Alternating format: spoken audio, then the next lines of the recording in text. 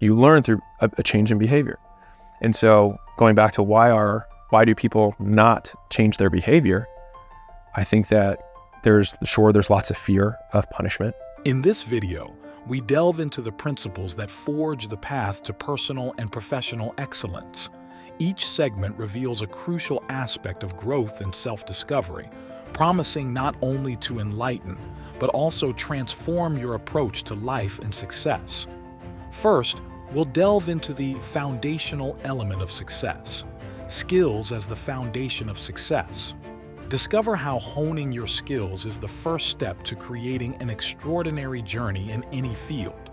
Next, let's compare the dual nature of criticism and success. Alex Hormozi sheds light on how to navigate the choppy waters of feedback and resentment that often accompany success, turning potential obstacles into stepping stones. In our third segment, we'll unravel Solomon's paradox and self-healing. This in-depth discussion reveals the power of self-advice and the unique ways we can guide ourselves toward better decisions and a more fulfilling life. So, we face a common but hidden struggle with overcoming impostor syndrome. Learn from Hormozi how to build true confidence and overcome the shadows of insecurity that can hinder your true potential.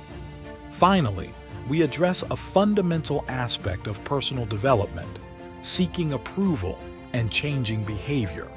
This segment offers revolutionary strategies to shift your source of validation and change your behavior, paving the way for authentic growth and success. I would definitely say it comes down to skills. And if we're just defining skills as things that you do when introduced to some sort of external stimulus that gets some outcome. And I think simplifying a lot of the woo-woo around mindset, performance, confidence, like all of that stuff, if you can boil it down to the end of the day, even identity, right? All it is a list of behaviors that we do.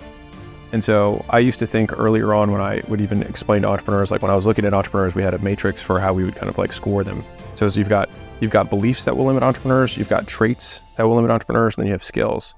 And that was my framework for a very long time. And then I had a very long discussion with Dr. Cashy, my closest friend, and he was like, I really want to challenge you on this. I was like, okay. He said, can you teach someone a trait?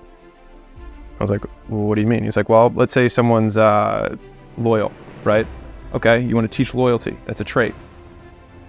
Loyalty is an amorphous word, but has like a lot of laundry list of mini skills underneath of it, which is, okay, when you go out with your friends and a girl comes up to the group of friends, and let's say you're married, whatever, in that instance, and she says, can I buy you a drink? You say, no. Do you think I can train someone to do that? And I was like, yeah, I think you could train someone to do that. It's like, okay. Now, take every other line item underneath of loyalty that would be examples of loyalty. Those are behaviors that can be trained, which means that loyalty is a skill. I was like, huh. And he was like, now let's push on beliefs, right? Well, beliefs, it's like, okay, a belief means you see a certain way the world is, and then you behave a certain way as a result, which is still stimulus response, which means that you can train someone to respond based on a stimulus. In a world where the blueprint for success seems to constantly evolve, one constant remains: the undeniable power of skills. Alex defines skills not just as talents or abilities, but as behaviors in response to external stimuli. This definition broadens the scope of abilities beyond innate abilities. He suggests that skills are adaptable, responsive, and, above all, can be developed. They are the tools we use to navigate and respond to the challenges and opportunities that life offers us. Additionally, Alex emphasizes that the journey of skill development is crucial to success. He talks about overcoming limiting beliefs, those mental barriers that often hold us back. Developing skills means both acquiring new knowledge and skills and eliminating obsolete perceptions and attitudes, self-imposed constraints. Hormozi also highlights the continuous learning process as a key component of upskilling. In his opinion, the search for knowledge is never static. It's an ever-evolving process where learning new things and adapting old ways pushes us towards success. This lifelong commitment to growth and learning is what keeps us relevant, competent, and successful in an ever-changing world. Like, hey, we're rooting for you. And it's interesting because I remember the early days at the gym when I was like sleeping on the floor. A lot of my clients were like, good for you, chasing your dream, all that stuff, like really rooting for me. And, within 9 or 12 months, I had hired some people and I had a manager, and I was able to not literally live at the gym, sleep there. And I remember pulled up one day and I walked in, and like 4 or 5 of the ladies who'd been there for a while were like, boss man's here. Like, I thought you were too good for us. And they were saying it in jest, but I knew that there was like a hair of truth to it. And that was when I realized the truism, like, everyone wants you to do well, but just not better than them. And so the people that will continue to root for you tend to be above you. And as you pass people, because hate only comes from below.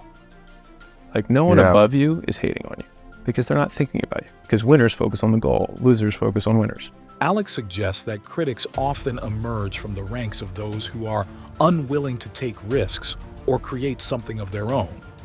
He implies that criticism, especially that which seeks to diminish rather than build, can come from a place of inaction or fear.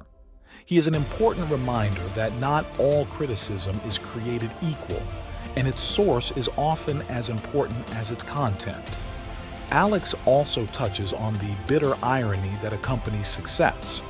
Note that as you climb the ladder of success, you may find that some who initially cheered for you begin to resent your progress. This shift from support to resentment is a complex human reaction, often resulting from jealousy, a sense of inadequacy, or the discomfort of being left behind. From Hormozi's perspective, achieving success is not just about managing external obstacles, but also about managing changing relationships. It's about understanding that as you grow, your circle may change, and that's a natural part of the journey. It's a call to stay focused on your path and surround yourself with those who truly celebrate your growth. So there's something called the Solomon paradox. Are you familiar with this? Explain it. Okay. So the Solomon paradox basically states that humans give better advice to other people than they follow themselves. Yes. And like they've proven, they whitewash stats, they even describe people's own life to themselves, but change the names, etc., and then say, what should this person do? And what they recommend the person do differs from what the person actually does.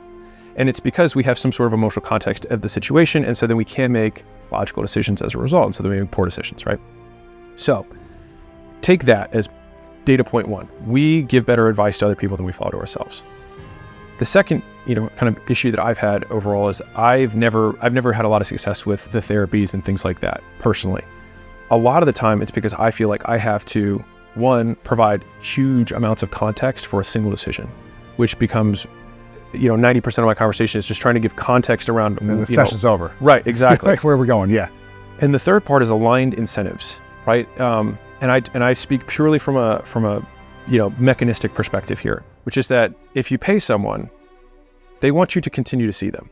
100%. It just is what it is. And Charlie Munger, I think, said people will ignore all sorts of facts if their paycheck relies on it, right? Like he thinks the entire wealth management industry is just a complete farce. And so he uses that as his example because he's like, they're incentivized to not see that they have no value add. Right. Right. And so everyone rationalizes around that. And so you've got this misaligned incentive, you've got someone who doesn't have context, and you've also got this idea that we can give ourselves better advice than anyone else can. And so in thinking about those three things together, I was like, maybe I can be my own therapist, but don't do it from myself today. Talk to my 85-year-old self.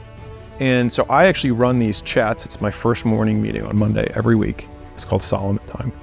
And so I talk about what's on top of mind. Now I also to self. Yeah. Yeah. So I chat it's like a DM chat. So it's like, hey, this is what's going on right now. And then it's future me, like my hat changes, and it's this is well, what would you why are you saying that? Like, what, you psychologically go yes. into that state of a future you. Yeah. That's beautiful. And it's cool because that version of me, it's not AI you. It's no, really it's just me. That version of me has a completely aligned incentive. He wants me to win. Yes. More than anyone. Because at the end of the day, like, people don't want what's in your best interest. They want the version of you that best serves them. at any level. Let's delve into the realms of psychology and self-reflection. We explore Solomon's paradox and the intriguing concept of self-therapy, shedding light on the inner workings of our decision-making and self-advice processes. Alex introduces us to Solomon's paradox, an intriguing concept that reveals a common human tendency, the ability to give good advice to others while struggling to do the same for ourselves. This paradox, named after the wise King Solomon, highlights our ability to see solutions in the lives of others more clearly than in our own. It's a curious quirk of human nature, where objectivity becomes easier when we're not personally involved in the situation. Based on this, Alex discusses the practice of self-therapy. He proposes an innovative approach, engaging in a dialogue with a future version of ourselves. This method involves visualizing a wiser, more experienced version of ourselves and asking this imaginary mentor for advice. This personal chat provides a unique perspective, combining the full context of our lives with the aligned incentives and detached wisdom that often comes more naturally when advising others. Through this self-reflective therapy, we can harness the objectivity and clarity we typically reserve for other people's problems and apply it to our own. It's a technique that encourages introspection, aligns our actions with our long-term goals, and helps us navigate life with a clearer sense of direction and purpose. I had worked really, really hard for something, like very, very hard. And something had gone wrong that was outside of my direct control. Now, I can still say everything is under my control to a degree, and I can learn from that. It's like a business deal went wrong, or someone lost a lot of money, or... Exactly. I lost $15 million. In a day? Yeah.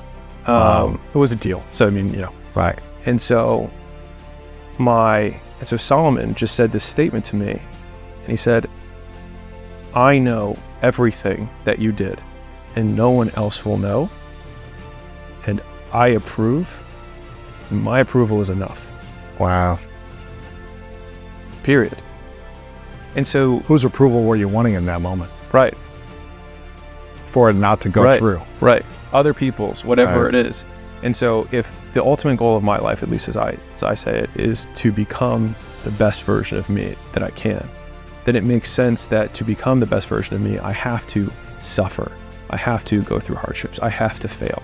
Because no one who literally wins all the time becomes, you don't build character through good times, you build it through hard times. And so it's like, if I want to have strong character, then I have to be willing to pay the price tag, like the $500 Nikes.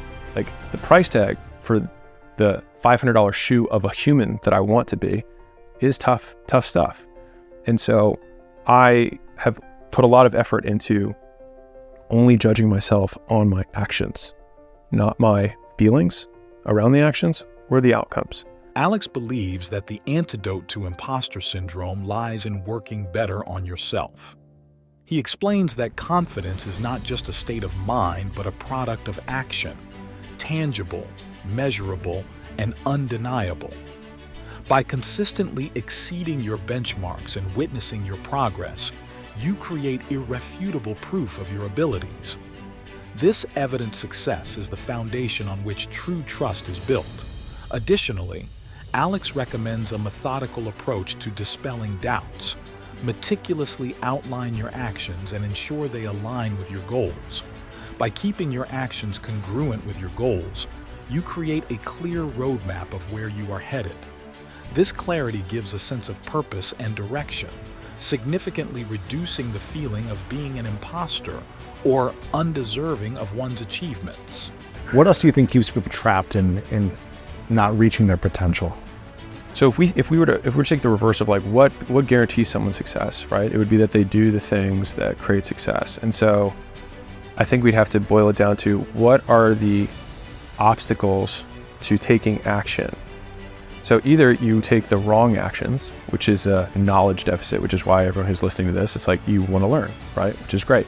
And just for some fun definitions for everyone here, I define learning as same circumstance or same condition, different behavior. Meaning, if I show you a flashcard that's red and then I slap you. If I show you the flashcard again and you duck, then you have learned. Same condition, new behavior. Intelligence is the rate of learning. So how quickly do you change your behavior with the same condition? So if I show someone a red flashcard and then I slap them and then I show them again, they don't move and I slap them, I show it again and I slap them, it's like, what are you? Right? Their rate of learning is not as fast.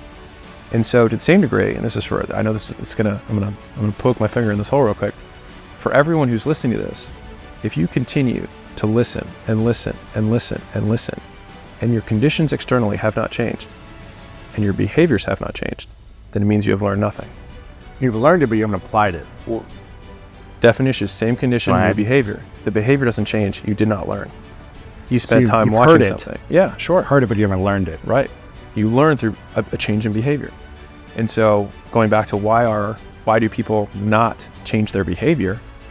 I think that there's lots of fear of punishment and so like you can try and take this apart as saying, okay, I need to increase the reward, I need to decrease the punishment that people associate with taking action, right? So it's like, okay, the whole first part of this conversation was about decreasing the punishment associated with taking action. And to a degree, if you can make approval of yourself higher than other people, then that also gives you a reward for taking action. Now, there's also an element of ignorance, which is like you might take the wrong action. But I can promise you, if you're taking action, you'll figure it out pretty quick. Yeah. Like that part. This isn't working. Okay, let me try this thing. The third piece is environment, which is at the most mental extreme level. If I'm chained to a wall, right, and someone says, go pick up the soda over there, I might have all the right skills in the world to do it, but I have environmental conditions that prevent me from doing it. And so it's like, I don't have a fear. I have a clear reward. I have the skills to do it, but I have environmental conditions that prevent me. Alex introduces the concept of seeking approval, not from external sources, but from within, particularly from an idealized version of oneself. He encourages us to envision a future self, one that embodies our highest aspirations, and to use this image as a benchmark for our current actions. This internal approval, anchored in our future potential, serves as a powerful motivator and a guide for our decisions and behaviors. Additionally, Alex discusses changing behavior by altering where we seek approval and reducing the fear of external punishment or judgment. He suggests that when our actions are driven by the desire to please or avoid disapproval from others, we limit our true potential. By shifting the source of approval to our idealized self, we free ourselves from the constraints of external validation and fear, allowing for more authentic and aligned actions. Furthermore, Alex emphasizes the crucial role of the environment in facilitating behavioral change. He points out that altering our surroundings, whether it's our physical space, the people we interact with, or the information we consume, can significantly ease the process of adopting new habits and reaching our goals. A conductive environment acts as a catalyst, making it easier to enact the changes we seek and sustain them over time.